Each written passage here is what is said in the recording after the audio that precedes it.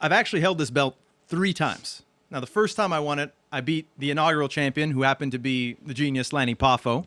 That one was nice and easy. Lanny's old, up in age, can barely do a moonsault For anymore. anyone doesn't know, that's Macho Man's brother in real life. He was the one who gave the speech at the Hall of Fame. Yeah.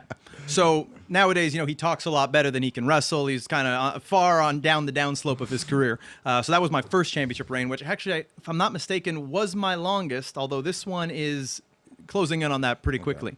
Okay. Then I won it a second time in one of the hardest fought matches I've ever had. I encourage you all to go on YouTube and find it. I beat Hannibal, who is one of the toughest guys I've ever been in the ring with. A guy who people are terrified of fighting, but I'm Jeremy Prophet, so I ain't terrified of stepping in there with anyone. That's what I do. Him and another guy named Darko, who's practically 7 feet tall. One of the stiffest, roughest matches I've ever been in, but they make us pretty tough here in LaSalle. Combat sports, though, like you'd think. Now, to me, what I can't understand is that the gyms they got a free pass, and anyone can go to the gym, and tons of numbers of people can go there, work out, use the same equipment, work out together, do yoga together, do all these things. But for some reason, combat sports, we can't get together and put on an event. We can't even train together. No, that's it. And so they don't realize this is people's livelihoods. There are dojos going out of business. There's, people who can't earn a living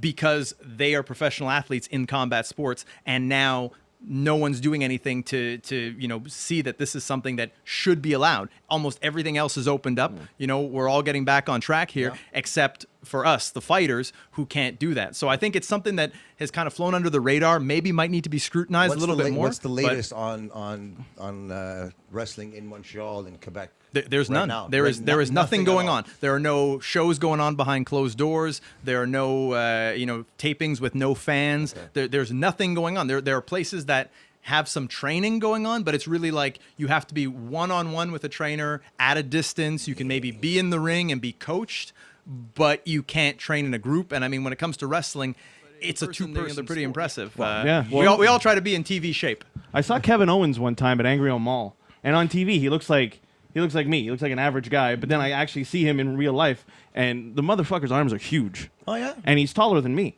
and I'm like a pretty decent average height person.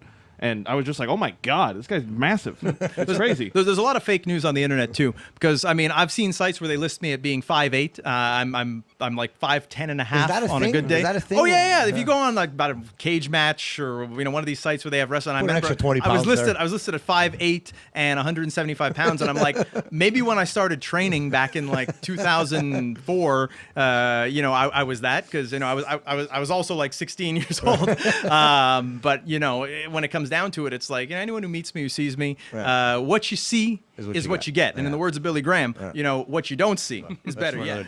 Like, Bret was the first match I ever saw in wrestling, period. It was Bret Hart and Blake Beverly. It was like a throwaway match on a noon Maple Leaf Wrestling.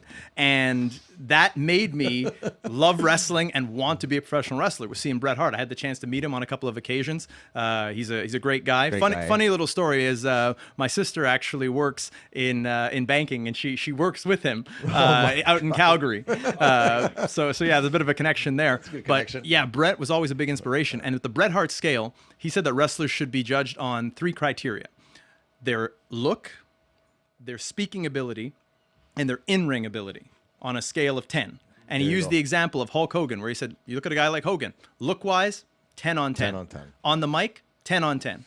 In the ring, I think he said maybe like a 4 or a 5. Yeah. But you can apply that to anyone. The example I always like to use is Macho Man, Randy Savage, because if you look at him, he might be 10s right across the board. Yeah. Tremendous look, tremendous on the microphone, and in ring, he could go with the best of them. Yeah. Some people even say that the Bret Hart scale might have been created in the image of Macho Man Randy Savage. Makes sense. As the ideal. But you can apply that scale to anyone. I mean, there's a few examples that kind of come close to breaking the scale, but it holds up. I mean, you look at a guy like Jeff Hardy, look-wise, not so much there. Yeah. He's in jeans and a tank top. In-ring-wise, yeah, he's got his moments and stuff. On the mic, again, it's hit or miss. Like Brock Lesnar? Brock Lesnar you would do? Well, with Brock Lesnar, I mean, we can't deny his wrestling ability. Yeah. With a 2-time NCAA. Yeah. and main eventing WrestleMania, doing matches that can hold people's interest, especially his later matches. So, I mean, clearly in ring, he's got it. Look-wise, if you're going to say Brock's not a 10 on 10, I want to see what you look like. You best be taking off your shirt and show me what kind of an Adonis you are, because if Brock ain't a 10 on 10, then, you know, I don't know who is. But get your eyes checked. And then you have the mic skills. It comes to the mic skills, and that's where things kind of take a bit of a dip. But if you add that up, he's already a 10 on 10 in 2 categories. Yeah. That's a 20. That's 20 out of 30. That's the thing, though. He was talking, though, like after he left Paul Heyman in like 2003, or Paul Heyman left him. He was doing his own promos, and he was solid. It's just, I guess, when he got back from the UFC, I think he didn't like doing his own promos. From everything that I've read, I think he just felt more comfortable having Heyman there. And I mean, I've been a guy, I've had managers, I've done my own talking. I much prefer saying what I want to say, because I understand me and I know what I need to say to elicit the kind of reaction that I want from an audience.